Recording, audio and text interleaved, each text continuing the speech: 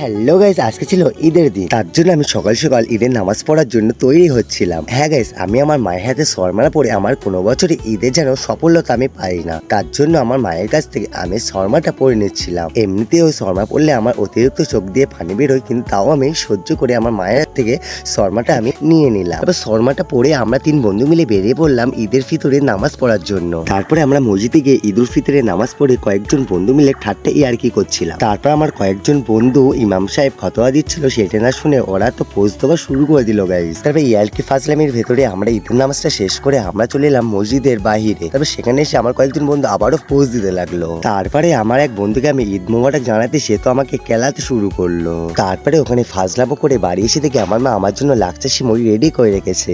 তার জন্য আমি আর লেট না করে ঝপাঝপ খেতে লাগলাম। তারপর খেতে খেতে হঠাৎ আমার বোনটা এসে হাজির, সে নাকি আমার কাছে সালামি নেবে, তাও 1-2 টাকা না, একেবারে 1000 টাকা। তারপরে অনেক বুঝিয়ে সুঝিয়ে 100 টাকায় রাজি করলাম। তারপরে আমার বোনকে সালামির টাকা দেওয়ার পরে আমি চলে এলাম আমার দেখে নাকি খেলা হচ্ছে তাই দেখার জন্য। সো গাইস, আজকে মিনি ব্লগ আমি এখানে শেষ করছি। দেখা হচ্ছে অন্য কোনো ভিডিও।